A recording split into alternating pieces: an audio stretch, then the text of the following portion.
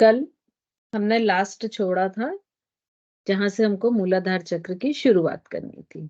ठीक है, तो ये स्लाइड हालांकि कर ली थी, फिर भी मैं थोड़ा सा रिवाइज कर रही हूँ कि मूलाधार चक्र जो है उसको आधार कहा जाता है और ये वो चक्र होता है जहां से जो शरीर की 3 प्रमुख नाड़ियां होती हैं, ईड़ा, पिंगला, सुषुम्ना, ये तीनों नाड़ियां इस चक्र से निकलती हैं।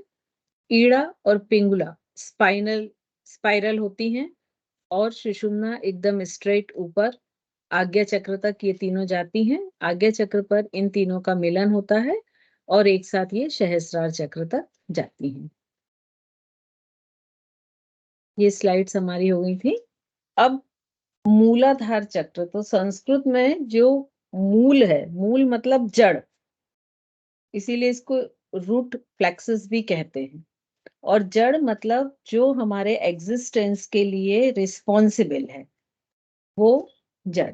तो जितनी भी चीजें हैं हमारे जीवन की, वो सब इसी से हमारी यात्रा शुरू होती है और मानव अपनी यात्रा मूलाधार से शुरू करके सहस्रार तक पहुंचता है। तो जब मूलाधार में जो कुंडलिनी शक्ति रहती है और जब इसे कुछ अ, विशिष्ट प्रक्रियाओं के द्वारा जगाया जाता है और ये ऐसा माना जाता है कि ये एक कुंडली मारे हुए सर्प के रूप में रहती है और इसकी जो कुंडली होती है वो 3 तो पूरी होती हैं और एक हाफ होती है, तो ऐसे 3.5 फेरे कुंडली के माने जाते हैं। और ये शक्ति जब जागृत होती है तो जैसे आप इस पिक्चर में देख रहे हैं कि ये जो ट्रायंगल बना हुआ है ये मूलाधार चक्र है। यहाँ से ये जाकर सुषुम्ना नाड़ी के थ्रू धीरे धीरे ऊपर जाती है और सहस्त्रार तक जाकर इसका शक्ति का शिव से मिलन होता है और जो मानव चेतना की सर्वोत्कृष्ट अवस्था है।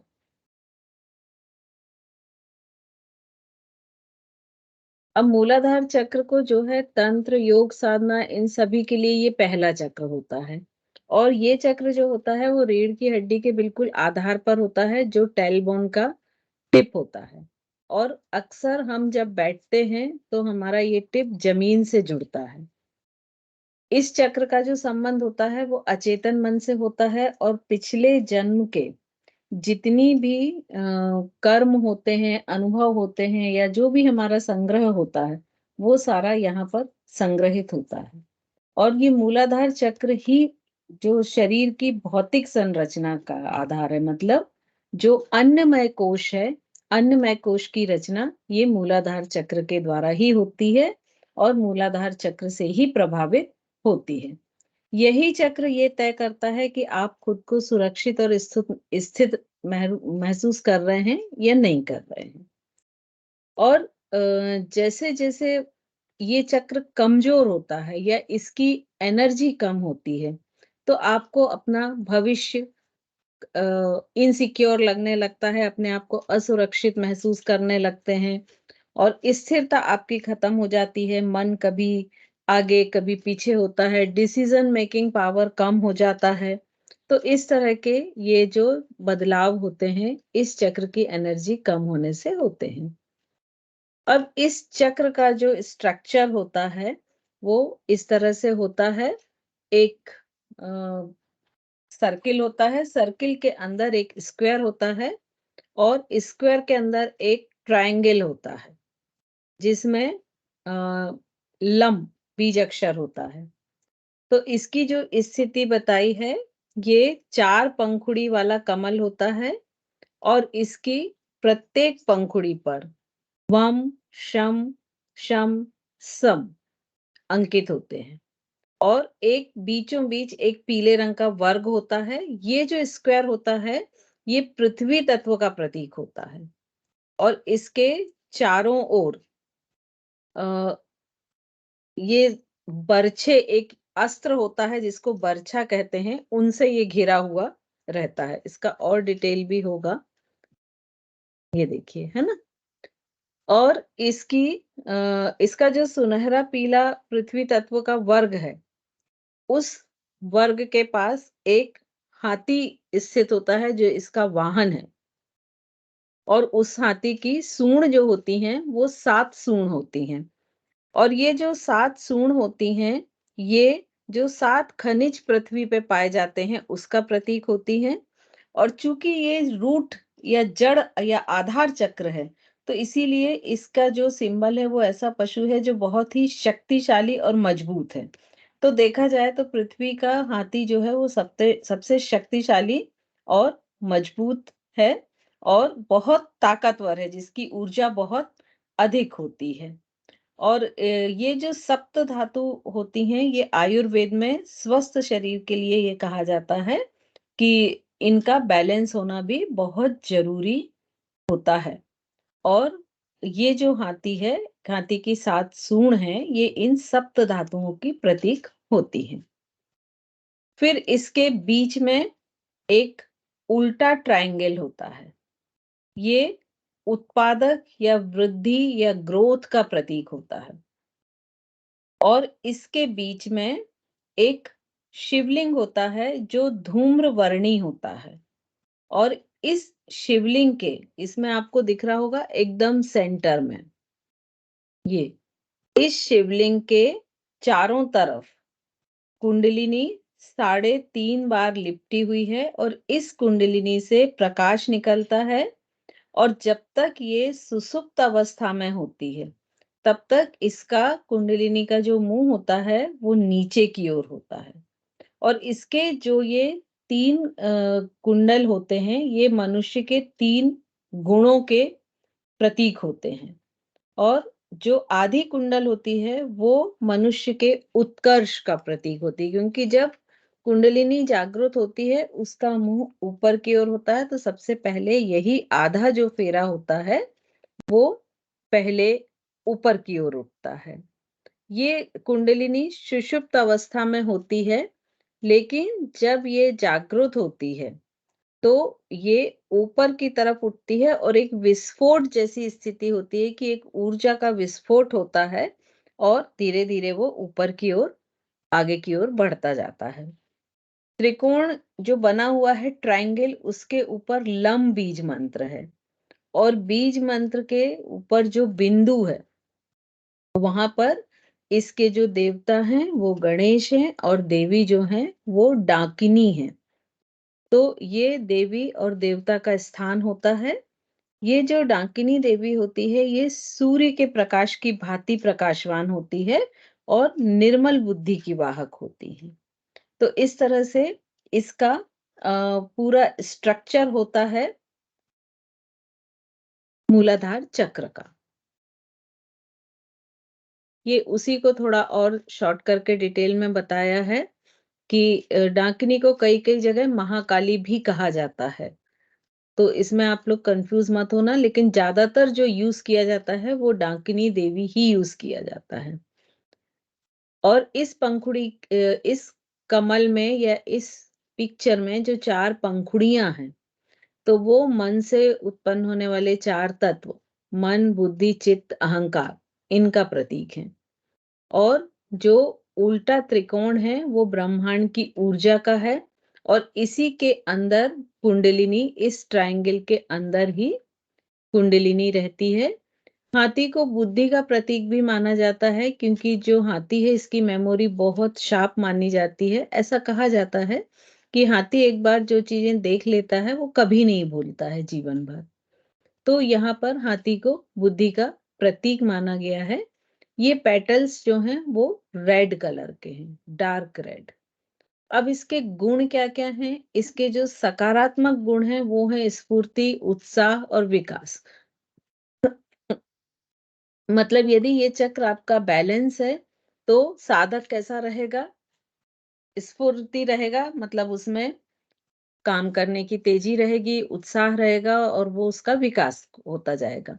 लेकिन वहीं अगर ये नकारात्मक ऊर्जा से घिर गया है, तब उसमें क्या-क्या इफ़ेक्ट, क्या-क्या गुण दिखेंगे? सुस्ती, निष्क्रियता, आत्मकेंद्रण और विषयासक्ति। मतलब वो सुस्त पड़ा रहेगा, उसका मन आलसी, जिसको हम बोलते हैं, मन कोई भी काम करने को नहीं होगा, हमेशा वो अपने आप में ही बिज़ी होगा। दूसरों की वो चीज़ें ना उतना सुनेगा, ना सुनने की कोशिश करेगा। फिर जब ये चक्र बहुत स्ट्रांग होता है, तो आप में बहुत दृढ़ निश्चय रहता है, आप अपनी किसी भी परिस्थिति में अपने आप को दृढ़ता से खड़े रखते हैं। लेकिन वहीं जब ये चक्र की एनर्जी थोड़ी धीमी होने लगती है या एनर्जी कम होने लगती है, तो आप उतनी दृढ़ता के साथ किसी भी स्थान पर या किसी भी अपने डिसीजन पर जमे हुए नहीं रह सकते हैं। मूलाधार चक्र शारीरिक रूप से मजबूत करता है, नए जीवन की शुरुआत होने वाली ग्रंथियों को नियंत्रित करता है, मानसिक रूप से स्थिरता देता है, भावनात्मक बैलेंस देता है, काम वासना को बैलेंस करता है और इंद्रिय सुख को भी ये चक्र बैलेंस करता है, क्योंकि ये चक्र जो है ये जेनिटल ऑर्गन्स से जुड़ा हुआ है, तो ये उन जेनिटल ऑर्गन्स के इमोशन को भी बैलेंस करता है। अब ये चक्र जो है, ये मोस्टली जो पाया जाता है वो पुरुषों में पेरिनियम के थोड़ा-सा अंदर पाया जाता है, मतलब एनस और पेरिनियम के बीच में। और जो फीमेल्स हैं, उनमें ये जो गर्भाशय हिंदी में क्या बोलते हैं उसको? सर्विक्स बोलते हैं, जो गर्भाशय ग्रीवा बोलते हैं आई थिंक, तो वहाँ पर ये पाया जाता है और यहीं पर ब्रह्म ग्रंथि रहती है। मानव के शरीर में 3 ग्रंथियों की उपस्थिति बताई गई है। ब्रह्मा ग्रंथि और फिर चेस्ट के पास विष्णु ग्रंथि और ऊपर आज्ञा चक्र के पास रुद्र ग्रंथि। तो यहाँ पर जो मूलाधार चक्र है, ये ब्रह्मा ग्रंथि से रिलेटेड होता है और ये जो ग्रंथि है, ये एक तरह से अवशेषी ग्रंथि है। मतलब कुछ ऑर्गन मनुष्य में ऐसे होते हैं कि जो पहले शायद कभी यूज़ होता था, लेकिन अब आज उसका यूज़ नहीं होता है। तो लेकिन वो एक अवशेष के रूप में पड़े हुए हैं। तो ये एक अवशेषी ग्रंथि है और जैसे ही ये ग्रंथि खुलती है, तब वहाँ की शक्ति जागृत होती है। लेकिन जब तक पशु योनि होती है, पशु योनि में भी ये हाईएस्ट ग्रंथि रहेगी, तो ये ग्रंथि खुलती ही नहीं है। लेकिन जब मनुष्य योनि में व्यक्ति आता है और उसकी चेतना उच्च होने लगती है, तो ये ग्रंथि धीरे-धीरे ढीली होती है और उसमें शक्ति का जागरण होने लगता है और जैसे-जैसे ये ग्रंथि से शक्ति का जागरण होता है, वैसे ही उसके मूलाधार चक्र से चेतना जो है वो मुक्त होने लगती है।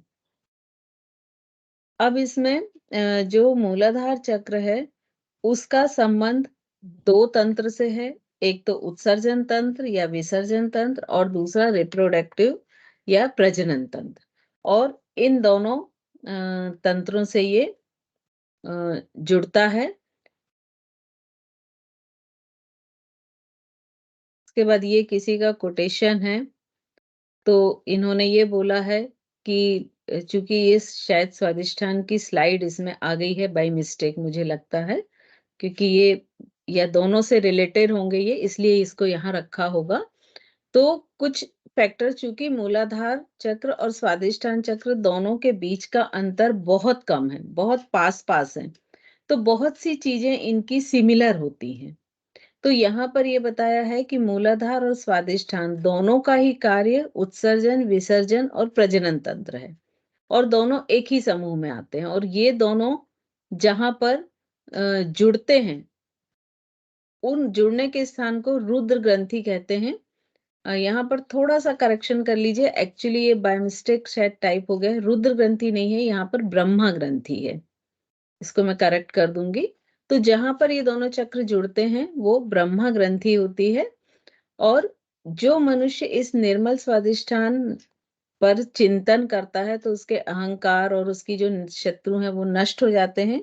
योगियों में श्रेष्ठ हो जाता है और उसके मोह जो है, उसके अंदर से खत्म हो जाता है। उसके साथ ही जो मनुष्य के नेगेटिव थॉट्स होते हैं या नेगेटिव इमोशंस होते हैं, क्रोध, लोभ, मोह, मद, मत्सर, ये छहों जो इनको शत्रु कहा जाता है, क्योंकि ये छहों व्यक्ति को नकारात्मकता की तरफ ले जाते हैं। तो ये जो 6 शत्रु हैं, इनका पूरी तरह से विनष्ट हो जाते हैं ये और वह पुरुष योगियों में श्रेष्ठ हो जाता है, क्योंकि उसके अंदर की नेगेटिविटी बाहर निकल चुकी है। अब यहाँ पर ये थोड़ा-सा डिटेल बताने की कोशिश की है कि ये एक 4 पेटल्स हैं आधार चक्र के या मूलाधार चक्र के। ये उसका वाहन हाथी है जिसकी ये 7 सूंड हैं। इसके ऊपर ये पृथ्वी तत्व का प्रतीक ट्रायंगल है और इसके अंदर आपको ये बहुत छोटा स्क्वायर है पृथ्वी तत्व का प्रतीक। इसके अंदर बहुत छोटा-सा आपको एक ये ट्रायंगल दिख रहा है। यहाँ पर ये शिवलिंग है और ये कुंडलिनी है। इसके बीच में इसका बीज मंत्र है और इसके देवी और देवता हैं। अब यहाँ से जब ये कुंडलिनी जागृत होती है, तो चूँकि सुषुम्ना नाड़ी भी यहीं से होती है शुरू, तो ये जो ब्लू कलर की सुषुम्ना नाड़ी है, इसका ही बड़ा रूप यहाँ दिखाया गया है, कि ये जो सुषुम्ना नाड़ी है, तो ये सबसे पहले लेयर इसकी ग्रीन सुषुम्ना है, फिर जो येलो है, वो वज्रा है, फिर थोड़ी-सी जो पर्पल टाइप की दिख रही है, ये चित्राणी है और सबसे बीच में जो ब्लू दिख रही है, वो ब्रह्म नाड़ी है। तो ये जो कुंडलिनी आगे बढ़ती है, ये इस ब्रह्म नाड़ी में आगे बढ़ती है और इस ब्रह्म नाड़ी में आगे बढ़ते-बढ़ते ये कहाँ आज्ञा चक्र तक पहुँचती है, जहाँ पर इड़ा, पिंगला भी इससे आके मिलती हैं और तीनों का संगम होके एक नाड़ी ऊपर जाती है और फिर उसके थ्रू ये आज्ञा चक्र से सहस्रार चक्र तक की ये कुंडलिनी यात्रा करती है। तो ये इस तरह से इसका पूरा डायग्राम है। अब चूंकि हम इनको प्लेक्सस से जोड़ेंगे तो एक बार हम उनको रिकॉल कर लेते हैं। जब हमने नर्वस सिस्टम पढ़ा था तो हमने ये 5 तरह के प्लेक्सस पढ़े हुए थे कि जो ब्रेन से नर्व निकलकर स्पाइन में आती हैं और स्पाइन से जो ऊपरी हिस्से से हाथों में, निचले हिस्से से पैरों में या लोअर बॉडी में जाती हैं, तो ये कहीं-कहीं पर प्लेक्सस बनाती हैं। और वो प्लेक्सस का भी जो लोकेशन है वो लगभग वही है जो कि चक्र की होती है। तो ये नर्व कितनी थी? 8 पेयर जाती हैं सर्वाइकल से, जो ऊपर 7 सर्वाइकल होते हैं, यहाँ से 8 पेयर नर्व निकलती हैं और हाथ की तरफ जाती हैं। 12 पेयर जो होती हैं वो थोरेसिक होती हैं। ये जो थोरेसिक रीजन दिख रहा है आपको यहाँ पर 12 थोरेसिक वर्टिब्रा के बाजू से 12 नर्व पेयर निकलती हैं। 5 लंबर होती हैं। उसके बाद 5 पेयर सैक्रल होती हैं और 1 कॉक्सी।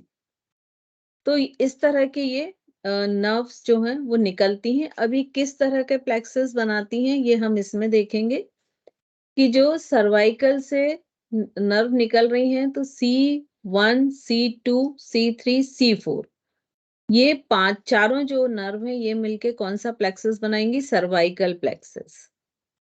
और चूंकि ये सर्वाइकल पे है तो ये किस चक्र से रिलेटेड हो जाएगा? विशुद्धि से। अगर याद नहीं लर्न बाय हार्ट नहीं करना तो हम इस फॉर्म में याद कर सकते हैं। फिर चूंकि थोरेसिक रीजन पर कोई प्लेक्स नहीं बनता है और ये जो ब्रेंकियल प्लेक्स है इसके थोड़े और नीचे कार्डियल प्लेक्स पाया जाता है जो कि हार्ट की जितनी नर्व होती हैं उनसे रिलेटेड होता है। तो वो किससे रिलेटेड हो जाएगा? अनाहत चक्र से। इसके नीचे जो लंबर प्लेक्सस पाया जाएगा जो L1, L2, L3 और L4 मिलके बनाते हैं, ये ग्रीन वाला जो स्पॉट आपको दिख रहा है, ये वाला। तो ये क्या हो जाएगा? मणिपुर। और जो सैक्रल है L4 से S4 तक, ये L5 से S4 तक होगा। तो जो L5, S1, S2, S3, S4 ये जो आपको पर्पल या बैंगनी कलर का एक आर्च दिख रहा है, ये सैक्रल प्लेक्सस बनाता है और ये किससे रिलेटेड होगा? स्वादिष्ठान चक्र से। और एक जो सिंगल कॉक्सिजियल नर्व्स होती है, ये सिंगल ही प्लेक्सस बनाती है, ये किससे रिलेटेड होता है? मूलाधार चक्र से। तो इस तरह से हर एक चक्र से एक कोई ना कोई प्लेक्सस जो है, वो रिलेट करता है। अब ये स्थिति हमने पढ़ ली थी, फिर भी एक बार पिक्चर में देखते हैं कि पुरुषों में जो मूलाधार चक्र है वो पेरिनियम के थोड़ा अंदर अंडकोश और गुदा के मध्य में स्थित है। यह उस तंत्रिका समूह का आंतरिक पक्ष है जो सभी प्रकार की संवेदनाओं को ले जाने का कार्य करती है और जिनका संबंध तुरंत अंडकोश से हो जाता है। तो ये जो टेलबोन ये पूरी गई है, तो यहाँ पर कहीं इसका टेलबोन के टिप पर जो है इसका स्थान मेल में माना गया है। वहीं यदि हम फीमेल में देखें तो यह चक्र गर्भाशय ग्रीवा मतलब सर्विक्स के पीछे पाया जाता है और शरीर में गांठ की तरह एक अवशेषी ग्रंथि है जिसे ब्रह्म ग्रंथि कहते हैं, जिसको अभी हमने थोड़ी सी देर पढ़ा था। जब तक ये बंधी रहती है तब तक इस क्षेत्र की शक्ति अवरुद्ध होती है, लेकिन जब ये ढीली होती है तो शक्ति जागृत होने लगती है। तो ये स्पाइन का पेल्विक वाला रीजन है और यहाँ कहीं पर ये टेलबोन इसमें आएगी, तो फीमेल्स में जो है वो सर्विक्स या गर्भाशय ग्रीवा के पिछले हिस्से में ये जो मूलाधार चक्र होता है ये होता है। और ये तीनों ग्रंथियों की पिक्चर दिया है जो हम देख चुके हैं ऑलरेडी। अब ये किस किस सर्व प्लेक्सस से जुड़ता है? ये सुषुम्ना के निचले सिरे पर मेरुदंड के कॉक्सिजियन क्षेत्र में पेरिनियम में गुदा व जनेंद्र के मध्य होता है। यह चक्र सुषुम्ना के मूल में स्थित होने के कारण मूलाधार कहलाता है। यहाँ से कॉडा इक्वाइन से निकली sacral nerve root sacral plexus बनाती हैं और पेरिवियल फ्लेक्सस बनाती हैं। तो ये इन फ्लेक्सस से रिलेटेड होता है और यहाँ पर कॉक्सिजियल नर्व्स, ये चूंकि ये और स्वादिष्टान दोनों बहुत पास हैं, तो इसलिए इनमें बहुत डिफरेंशिएट करना पॉसिबल नहीं है। तो मोस्टली दोनों को सैक्रल प्लेक्सस और कॉक्सिजियल नर्व दोनों से रिलेटेड माना जाता है। और जो पेक्टोरल गर्डल के पास एक नर्व्स का गुच्छा मिलता है वो पेरिवियल प्लेक्सस कहलाता है, जो कि यहाँ सैक्रल के पास ही होता है। तो उससे भी ये रिलेटेड माना गया है। तो अगर इन शॉर्ट हम देखें तो जो मूलाधार है और स्वादिष्ठान है ये कॉक्सिजियल, सैक्रल और पेरिवियल इन तीन फ्लेक्सेस से रिलेटेड रहता है। अब ये जो चक्र है ये इसमें तमोगुण पाया जाता है, मतलब अंधकार। और ये अंधकार स्वादिष्ठान में भी पाया जाता है, मूलाधार में भी पाया जाता है। जब स्वादिष्ठान से ऊपर मणिपुर की यात्रा करते हैं तब ये अंधकार थोड़ा-सा खत्म होता है। तो जो नेगेटिव मनोभाव होते हैं जैसे अपराध भाव, मनोग्रंथियाँ, कष्ट, ये सब मूलाधार चक्र से ही होते हैं। और ये उत्सर्जन, मूत्री, यौन तथा प्रजनन संस्थानों से संबंधित है। मनुष्य की जितनी भी इच्छाएं होती हैं, क्रियाकलाप होती हैं, उनकी भावनाएं होती हैं, उन सबको कंट्रोल भी यही करता है और बैलेंस भी यही करता है। और जितनी चीजें इन जनरल मनुष्यों में पाई जाती हैं वो सब इसी सबसे निचले चक्र की अभिव्यक्ति हैं। इस चक्र के बारे में डॉक्टर सिगमंड फ्राइड ने कहा है कि व्यक्ति के कपड़े, आहार, दोस्त, घर की सजावट इत्यादि सभी यौन सजगता से बहुत हद तक प्रभावित होते हैं। सभी सिजोफ्रेनिया विक्षिप्त और बहुत से सनकी लोग जिनमें अपराध भाव तथा मनोग्रंथियां की समस्या का कारण यही है कि वे मूलाधार से शक्ति का जागरण नहीं कर सके। इसके परिणाम स्वरूप उनका संपूर्ण जीवन असंतुलित हो गया और वे जीवन से तारतम्य बनाने में अक्षम हो गए। ये फ्राइड ने स्पेशल एक कोटेशन मूलाधार चक्र के बारे में दिया हुआ है जिसको हमने कोड किया है। और जब तक इस मूलाधार चक्र का शुद्धिकरण नहीं होगा, जागरण नहीं होगा, तब तक मानव में तमस गुण का अधिकता रहेगा और वो जैसे जीवन जी रहा है वो जीता रहेगा। उसको कभी इस चीज की अवेयरनेस भी नहीं रहेगी कि हम इस जीवन से और ऊपर उठ सकते हैं या इस जीवन से और अच्छा हम अपना जीवन को बना सकते हैं, या हमारी चेतना आज जहां है उससे हम बहुत ऊपर तक इस चेतना को लेके जा सकते हैं। तो ये सारी चीजों के लिए उसकी अवेयरनेस नहीं होती है। अब ये चक्र यहाँ पर फिर यही बोला कि चूंकि जब ये चक्र निष्क्रिय होता है तो उससे रिलेटेड जितने भी प्लेक्सेस और सब प्लेक्सेस होते हैं वो भी इफेक्टेड होते हैं। और कुछ साइंटिस्टों ने ये बोला है कि इन चक्रों को शरीर में ढूंढना बहुत ज़रूरी है और जब हम इन चक्रों को शरीर में ढूँढ पाएँगे, तभी हम उस पर आगे काम पड़ कर पाएँगे। तो आचार्य जो गणनाथ सेन ने एक अपना कमेंट्स इसमें दिया था कि प्रत्यक्ष शरीरम से ये निष्कर्ष निकाला था कि सभी पैल्विक अंग मूलाधार चक्र से काफ़ी मिलते-जुलते हैं। सहसबद्ध करने और स्थापित करने के लिए उन्होंने एक शव का विच्छेदन किया। एक पोस्टमार्टम किया और जिसकी शारीरिक संरचनाएं जो मूलाधार चक्र से काफी मिलती-जुलती हैं, उन्हें अवर हाइपोगैस्ट्रिक प्लेक्सिस और उसके उप प्लेक्सिस के रूप में माना है। इसका पिक्चर अभी आगे है जो आप देख पाएंगे। तो उन्होंने जो ये माना है, तो उन्होंने क्या माना है कि अपान वायु इस चक्र के वायु होती है और अपान वायु का काम क्या होता है? वीर्य, मूत्र, मल उत्सर्जन करना, भ्रूण का प्रसव करना, ये सब इसका काम होता है।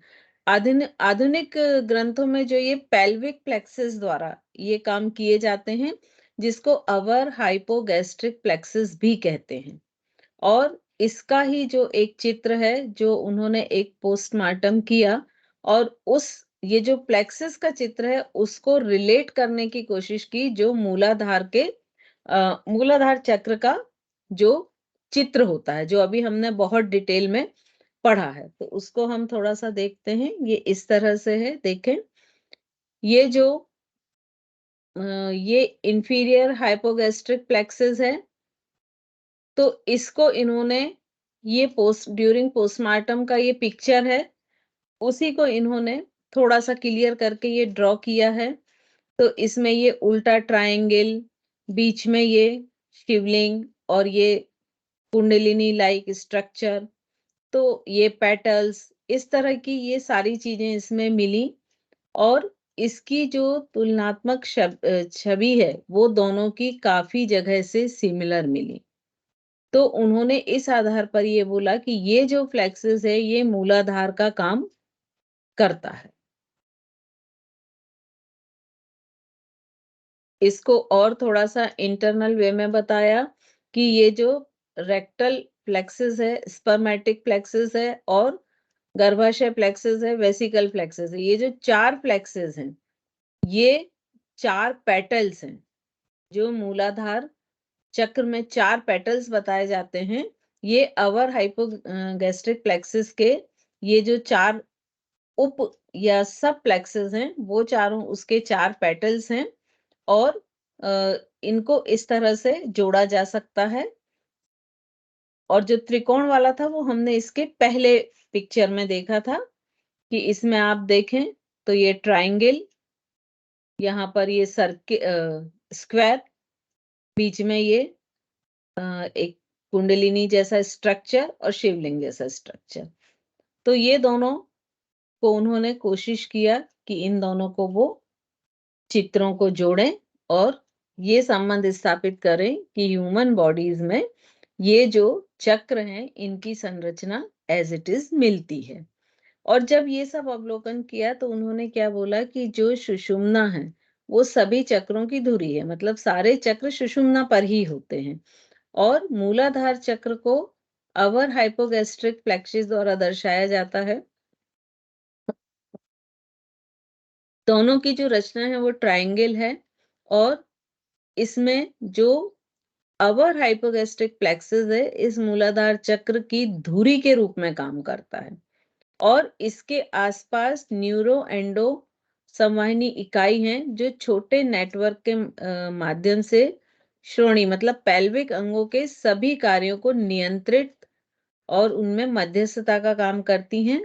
और इसके जो 4 दल या 4 पेटल्स हैं, मतलब व, स, श और श, यहाँ पर एक श षटकोण वाला है, एक श शक्कर वाला है। ये टाइप करने में मिस्टेक हो गया, तो इसको क्लियर कर लीजिए। वामा, सामा, श्यामा और श्यामा, एक श षटकोण वाला। इसके 4 जो हाइपोगैस्ट्रिक फ्लेक्सेस के अभी जो हमने 4 उप फ्लेक्सेस पढ़े थे, वो इन चारों का निर्माण करते हैं और इस तरह से ये जो पूरा स्ट्रक्चर है, ये मूलाधार चक्र के डायग्राम को पूरी तरह से बनाता है। यहाँ पर फिर उन्होंने वही चीज़ें जो हैं वो बताई हैं और उन्होंने ये बोला कि चूँकि ये सिमिलरिटीज़ है, तो इसलिए ये आवश्यक है कि इस पर थोड़ा और अध्ययन किया जाए, जिससे कि ये चीज़ें और क्लियर हों। अब जब मूलाधार चक्र आता है तो इसकी तन्मात्रा जो है वो सुगंध है, मतलब गंध है और इसका जब भी जागरण होता है, तो वो साधक जो है उसको उसकी जो अतीन्द्रिय गंध आने लगती है, उसका जो गंध सेंस होता है या नाक होती है, वो तेज हो जाती है। तो इसकी तन्मात्रा जो है वो गंध है, ज्ञानेंद्रिय क्या है? नासिका है, नोज़ है और कर्मेंद्रिय गूदा या एनस है। तो जब मूलाधार का जागरण होता है, तो उसको अपने एनस के चारों ओर एक इचिंग, हल्की खुजलाहट की संवेदना हो जाएगी। उसकी नासिका इतनी संवेदनशील हो जाएगी कि वो कई गंधों को बर्दाश्त ही नहीं कर पाएगा।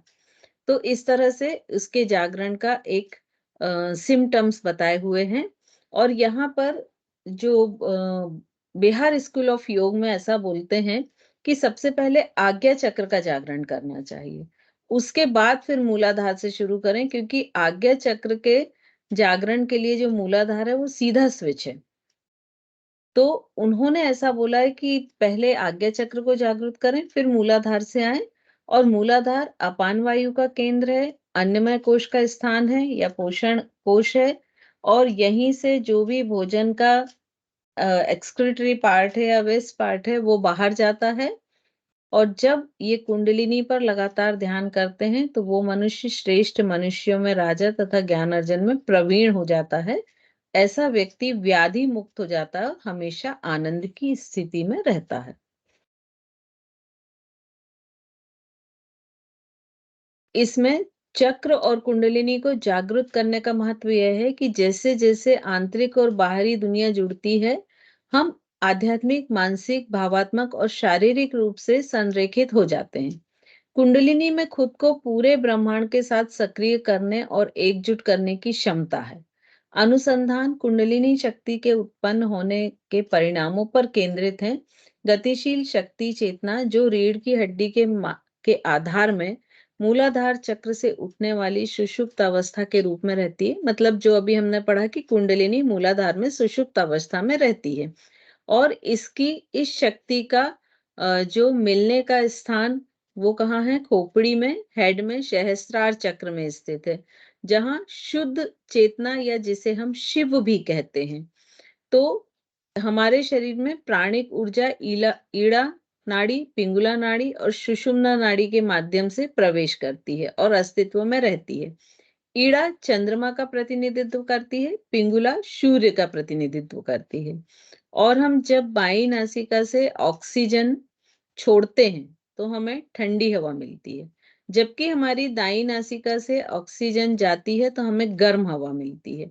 जैसे ही हम दोनों नासिकाओं से समान रूप से सांस लेते हैं, तो हमारी सुषुम्ना नाड़ी सक्रिय हो जाती है और ये सक्रिय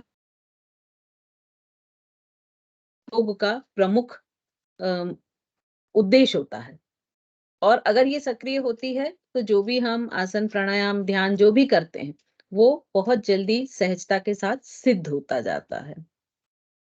अब कुछ चीज़ें ऐसा देखा गया है, ये इन जनरल है कि अगर मूलाधार चक्र किसी का कम एक्टिव है या वो नेगेटिव है या उसकी एनर्जी कम है, तो वो क्या होगा कि वो अपने आप को अस्थिर महसूस करेगा, अपने नीचे ज़मीन ही नहीं मिल रही ऐसा फ़ील करेगा, क्योंकि उसका मूलाधार चक्र अवरुद्ध है।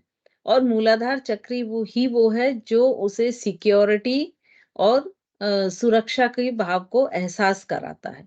तो इसको चक्र को खोलने के लिए कुछ सामान्य जो बातें कही जाती हैं, एक तो हो जाएगी अकॉर्डिंग टू तंत्र के हिसाब से जो बहुत गूढ़ है, लेकिन जो सामान्य है वो क्या होती हैं कि इसमें विजुअलाइजेशन करना कि जैसे आपकी रीढ़ के आधार पर लाल रंग की कल्पना करें, ग्राउंडिंग ग्राउंडिंग ग्राउंडिंग एक टेक्निक होती है जिससे आप अपने आप को ग्राउंड के साथ जोड़ते हैं, पृथ्वी के साथ जोड़ते हैं।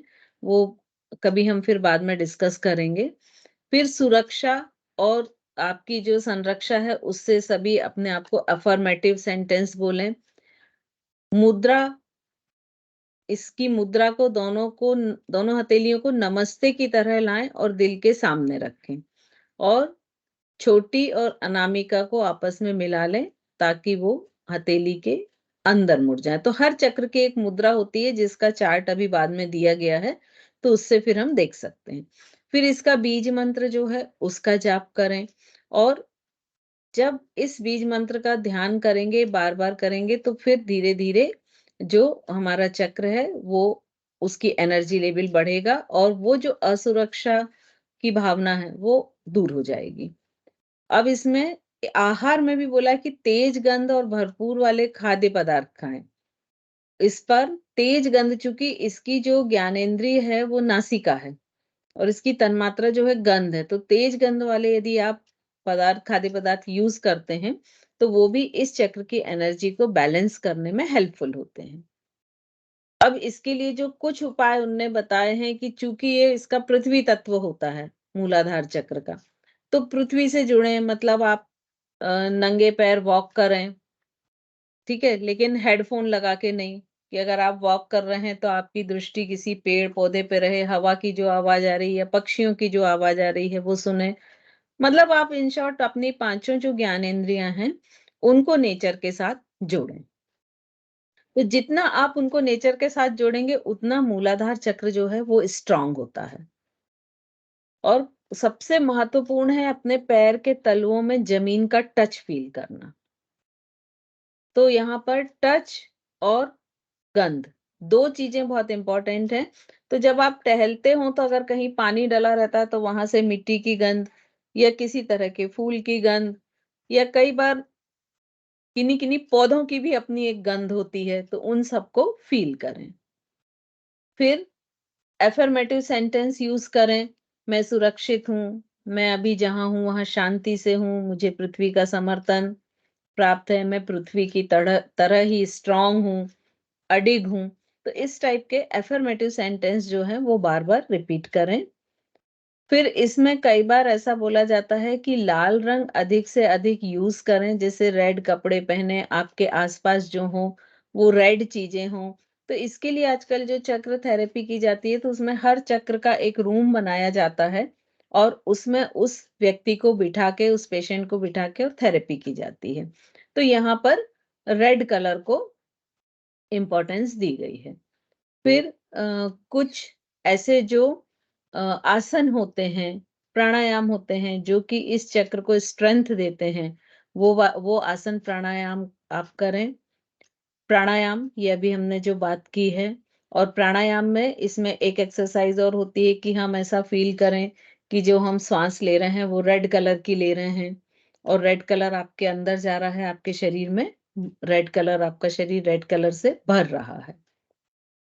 ध्यान मंत्र पर कर सकते हैं या सांसों पर कर सकते हैं या जो विचार आ रहे हैं उनको आने दें और जाने दें। मुद्राएं जैसा भी बताया था कि कुछ मुद्राएं होती हैं, उन्हें हम करें तो वो मुद्रा भी मूलाधार चक्र को एक्टिवेट करती है। तो इसमें जो बताई है, मूलाधार चक्र मुद्रा करने के लिए अपनी तर्जनी को अपने अंगूठे से स्पर्श करें और बाकी उंगलियां बाहर रहें। ये एक इसमें मुद्रा बताई है। फिर आहार, कि आप ऐसे आहार लें जो अम, जिसमें मिट्टी का भी स्वाद हो, थोड़ी-सी गर्माहट हो, खुशबू वाले हों, तेज गंध वाले हों, तो उस तरह की चीज़ें आप लें। इसमें लौंग और एक और चीज़ कोई है उसका, हाँ, लौंग और मर्जोरम। अभी मर्जोरम क्या होता मुझे नहीं मालूम, लेकिन इन 2 को शामिल किया गया है जो हेल्पफुल होते हैं। फिर कुछ सुगंध भी मानी गई हैं कि जो आप उनकी सुगंध अपने आसपास लगातार रखें, तो वो मूलाधार चक्र को एक्टिव करने में हेल्पफुल होते हैं। खुद की मालिश और पैरों को जैसे धरती पर रगड़ना या बटरफ्लाई की पोजीशन में पैरों को रगड़ना, तो इस तरह के कुछ मसाज होते हैं जो हेल्पफुल होते हैं। कुछ क्रिस्टल होते हैं जैसे लाल जेस्पर जो है, वो हाथ में लेकर अगर मेडिटेशन करते हैं तो चूंकि वो रेड कलर होता है, तो वो मूलाधार चक्र को एक्टिवेट करता है। और यदि मान लीजिए हमारे पास रेड जैस्पर नहीं है तो हम कोई भी रेड क्रिस्टल ले सकते हैं। अब जो योग के हिसाब से जो बताई है जागरण की, वो सबसे सहज विधि बताई है कि जो हमारी नोज टिप होती है उस पर फोकस करना, कंसंट्रेट करना। तो नोज टिप पर जब हम कंसंट्रेट करते हैं तो एक हमें वी के समान एक शेप दिखाई देता है, और इसको हम बोलते हैं अगोचरी मुद्रा।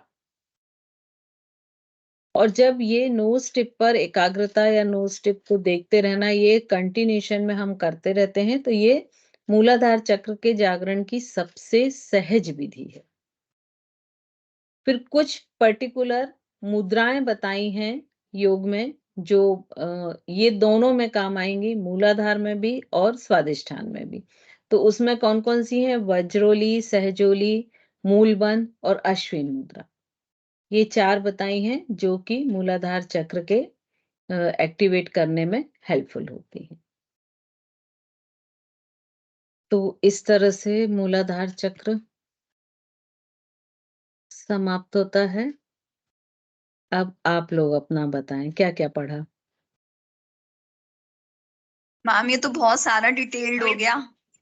इतना तो मतलब इसमें मतलब एग्जामिनेशन पॉइंट ऑफ व्यू से अगर हम इसको कर रहे हैं वो एक अलग बात है, नॉलेज के लिए तो ठीक है, पर एग्जाम में कितना इलेबोरेट करेंगे एक लिमिटेड टाइम में, और इतना एग्जाम में याद। आपको सिर्फ इतना करना है कि वो चक्र क्या है, उसमें कितने पेटल होते हैं, उसका मंत्र क्या है, कलर क्या है, वो किस नर्व से या किस एंडोक्राइन से रिलेट करता है।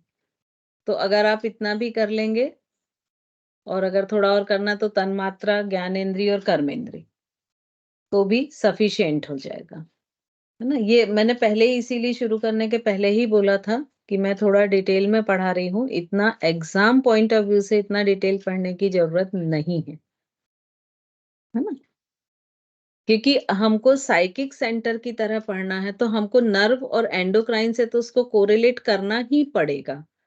है ना? और तन्मात्रा, ज्ञान इंद्रिय और कर्म इंद्रिय से इसलिए कोरिलेट करना पड़ेगा क्योंकि वो उसी से रिलेशन इमोशन होंगे। जैसे नासिका है तो ऑब्वियसली गंध तेज आएगी किसी भी चीज की, तो इसलिए वो पढ़नी पड़ेंगी। तो इतना आप लोग के लिए सफिशिएंट है कि इसकी लोकेशन क्या है।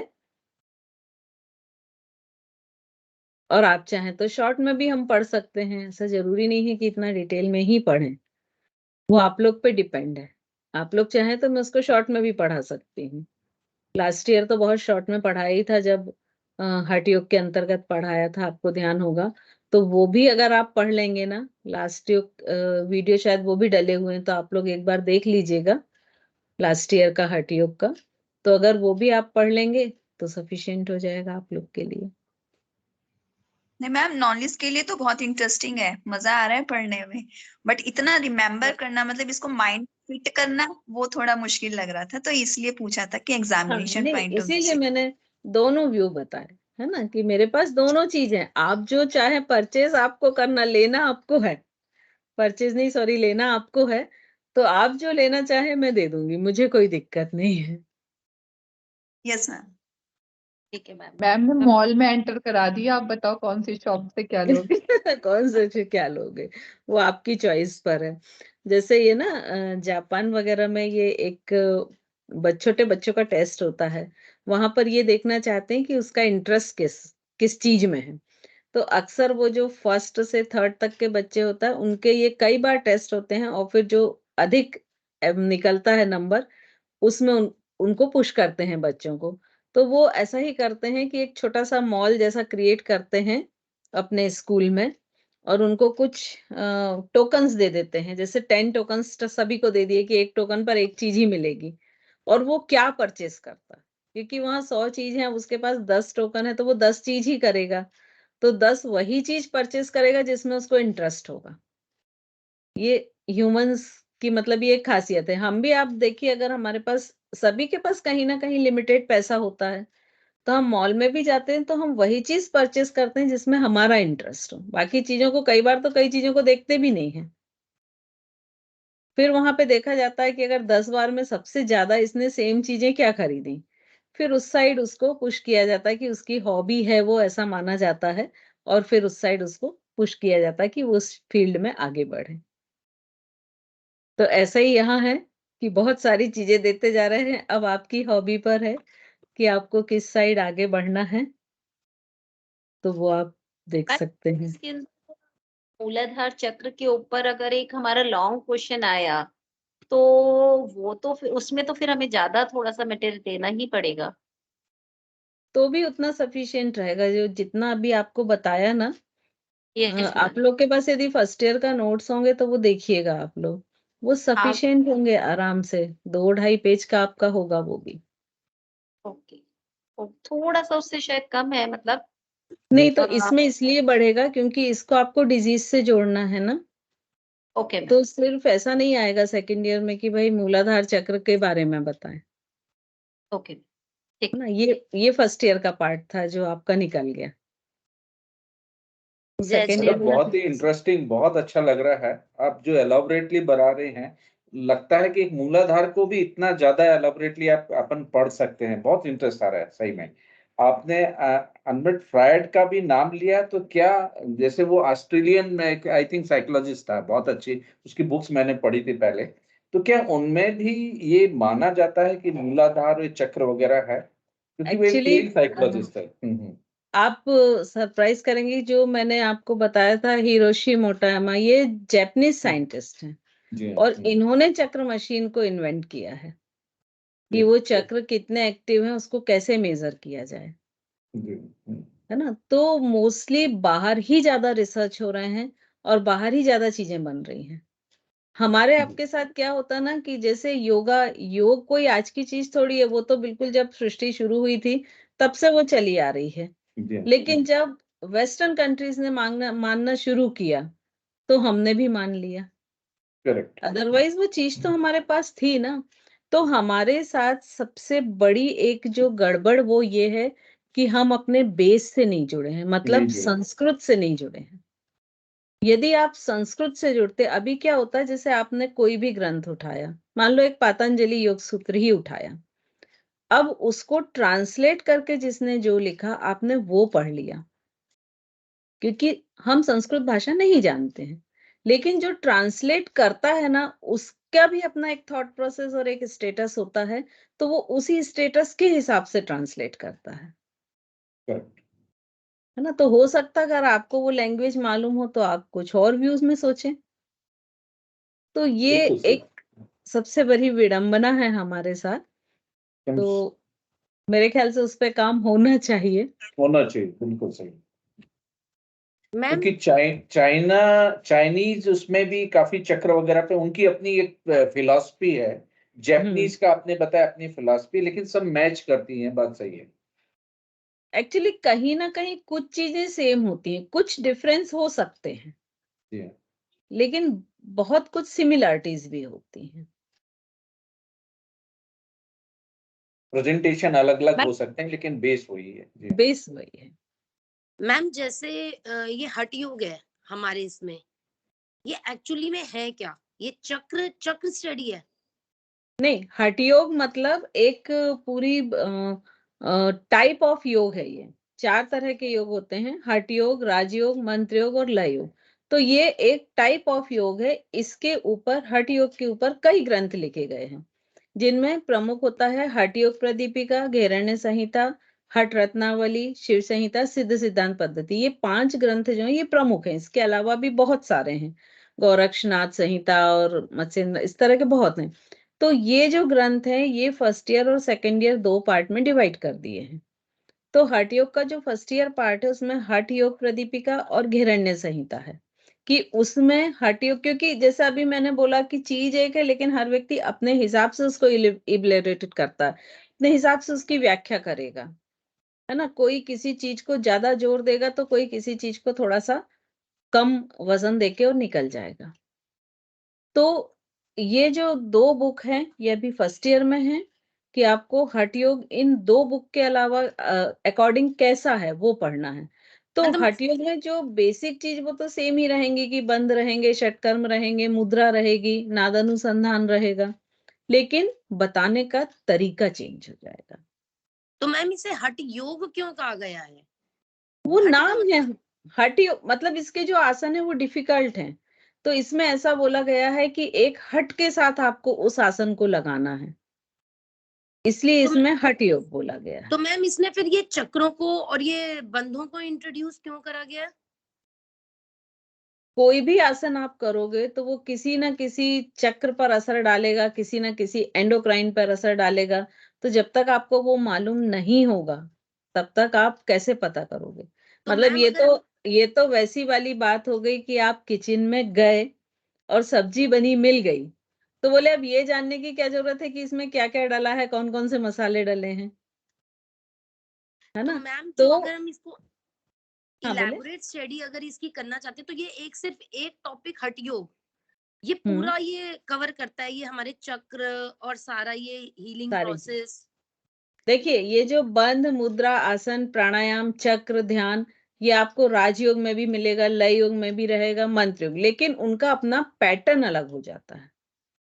जैसे ढेर सारे हिंदू लोग हैं, या जैसे ढेर सारे जैन लोग हैं, किसी का पार्श्वनाथ भगवान पे बहुत ट्रस्ट है, किसी का महावीर पे है, लेकिन सबका उद्देश्य एक ही है, ओके, तो मैम मतलब सब में यही आ रहा है, बस यही डिफरेंट चीजें पैटर्न्स है। आएंगी। हाँ, चीजें तो मैम यही अगर इसकी आएंगी। हमें अगर आगे जैसे अब आपने इतना डिटेल में हमें बताया तो बहुत इंटरेस्टिंग था, तो इसकी अगर हमें इसी लाइन में अगर आगे जाना है, इसको और आगे तक अपनी इसमें स्टडी करनी है, तो उसमें क्या करना चाहिए हमें? आपको बहुत सारी बुक्स इसकी अवेलेबल हैं, आप वो पढ़िए, जितनी बुक पढ़ेंगे उतना नॉलेज आपका बढ़ेगा। मतलब मैम इसका कोई स्पेसिफिक कोर्स या कुछ कोई स्टडी नहीं होता, मतलब कोई अभी कोर्स? अभी योग इतना सिस्टमैटिक नहीं हुआ है, भविष्य में जरूर ये होगा कि इसके भी जैसे डॉक्टर्स में होता ना कि आंख के लिए स्पेशल डॉक्टर है ना, ऐसा भविष्य में जरूर होगा। अब अभी जो सेमिनार हो रहा है 17-18 को, उसमें एक चक्र हीलर ही आ रहे हैं, ओके, जो सिर्फ इसी फील्ड पे काम करते हैं कि लोगों को जो चक्र के थ्रू थेरेपी देके और ठीक करते हैं। तो मैम तो इसका कोई लाइव भी होगा क्या, जो वहाँ ये सेमिनार लग रहा है? वो देखिए, उनका लेक्चर तो होगा ही, प्लस शाम के समय हम लोग सोच रहे हैं कि वर्कशॉप करने की, जैसे पिरामिड हीलर भी आ रहे हैं उसमें, चक्र पर हीलर मैम भी आ रहे हैं। हम नहीं आ रहे ना वहाँ पे, तो हम वो कैसे कर पाएंगे? अब देखिए, अगर कुछ पाना है तो एफर्ट तो करने ही पड़ेंगे, मैम है ना? एफर्ट तो कर हमको लो, पर मैम वो वाले एफर्ट हो नहीं पाएंगे ना। देखिए, एक चीज मैं हमेशा बोलती हूँ कि ये तो आप बोलिए मत कि नहीं हो पाएंगे। अभी मैं आपको बोलूं कि 3 दिन के लिए मायके जाना है, आप सब कुछ छोड़ के फटाफट तैयारी करके निकल जाओगे, सब मैनेज हो जाएगा। मैम वो भी नहीं होता होगा। है सर, होता है। आपका ही मैं एग्जाम्पल दे दूंगी कुछ दिन बाद कि आप बोलोगे कि यहाँ घूमने गए थे इसलिए नहीं हो पाया। तो जहाँ पर चाह मैम वहाँ किसी के राह साथ तो होती है मैम ना? ऐसा भी है ना, अभी एग्जाम टाइम है, मेरे तो मैंने रजिस्ट्रेशन करा लिया है, बट मेरे तो बच्चों के एग्जाम ही 17 को है और उसके बाद फिर 19 को है, तो कोई बात नहीं, तो आपको मतलब रिकॉर्डिंग या ऑनलाइन मिलेगा तो आप उसमें देख लीजिएगा।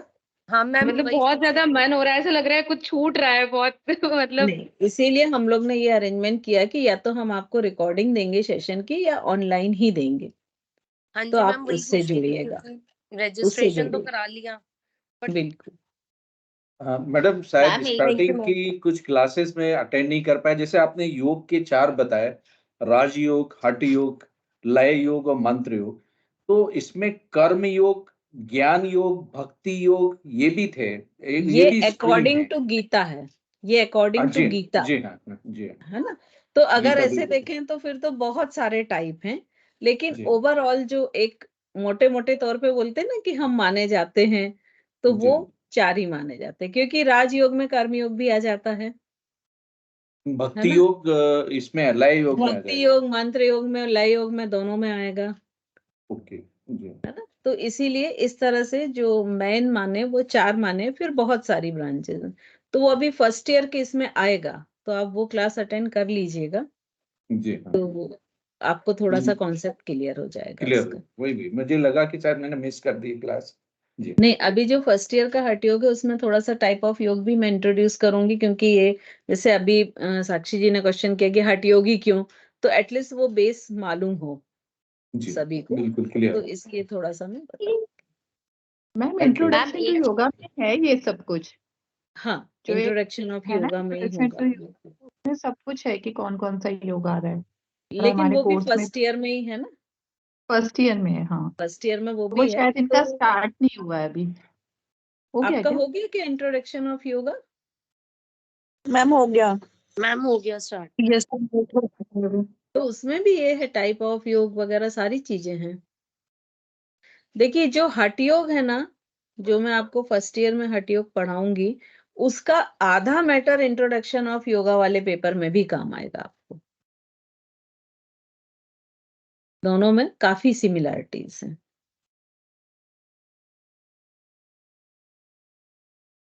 मैम चलिए। आपको व्हाट्सएप पे मैंने ना एक टेक्स्ट भेजा है, तो मैम प्लीज आप देख लीजिएगा कि उसके अंदर पोस्टर में वो टेक्स्ट हम लिख सकते हैं या नहीं। ठीक है, ठीक है। Thank you. क्योंकि बिना टेक्स्ट का वो पोस्टर नहीं कहलाता ना, पोस्टर का मीनिंग ही होता है कि पिक्चर के साथ कुछ मैसेजेस हों, वही पोस्टर कहलाते हैं, है ना। और यस तेजस्विनी जी हैं क्या? नहीं है आई थिंक ना। मैम ये हम लोगों में आदिनाथ भगवान को प्रथम योगी कहा जाता है, वो इसलिए क्योंकि उन्होंने इतने लंबे टाइम तक तपस्या की थी। योगी शब्द कई सेंस में लिया जाता है।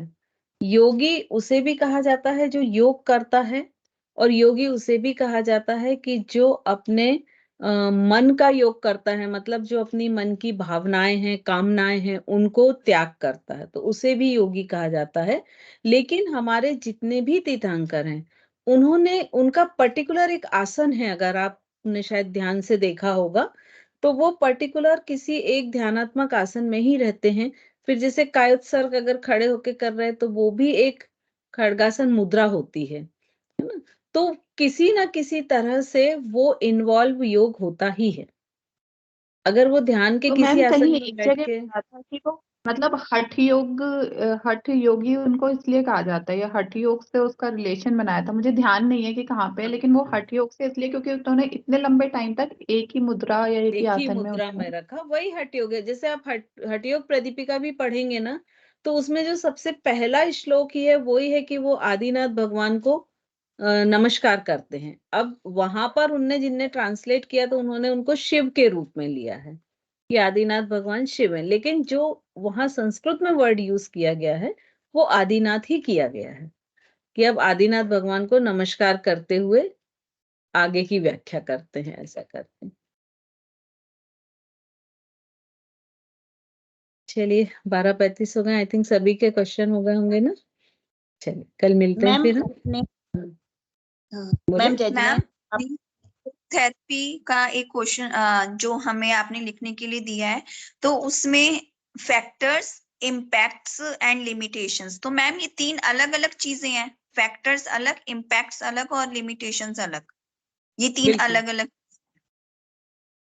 ठीक, यस। हाँ रितु जी बोले। हाँ यस मैम। मैम एक तो हमें उसके लिए थोड़ा सा बताइएगा आप, जो अभी 17-18 में जो जाएंगे पोस्टर, और उसके बारे में एक मीटिंग बोल रही थी ना मैम, तो वो कब करेंगे? अच्छा वो आप लोग चाह रहे हैं क्या? मुझे लगा नहीं सभी को क्लियर हो गया है, तो इसलिए फिर नहीं मैम, उसमें बच्चे की इच्छा है बट समझ में नहीं आ रहा कि किस टाइप से किया जाए। और भी लोग हैं कई जो क्लास नहीं अटेंड कर पाते, टीचर हैं एक दो, बट वो चाहते हैं कि इन्हें करना है, तो आप नाइट में किसी टाइम रख लीजिए वो मीटिंग एक। ठीक है, मैं बात करती हूँ सभी से, है ना। और मैम एक आपने जो कुंडलिनी वाली बताई थी बुक, मेरी कई बार आपने बताया, मैं मिस हो गई, तो प्लीज एक बार और बता देंगी उसका नेम? कुंडलिनी योग है, बिहार स्कूल ऑफ योग, मुंगेर। थैंक क्लियर सभी को? चलिए मिलते हैं फिर, कल मिलते हैं नेक्स्ट क्लास में। जय जिनेन्द्र। जय थैंक यू। जिनेन्द्र। जय जय Jinendra. Jinendra. Thank you ma'am, thank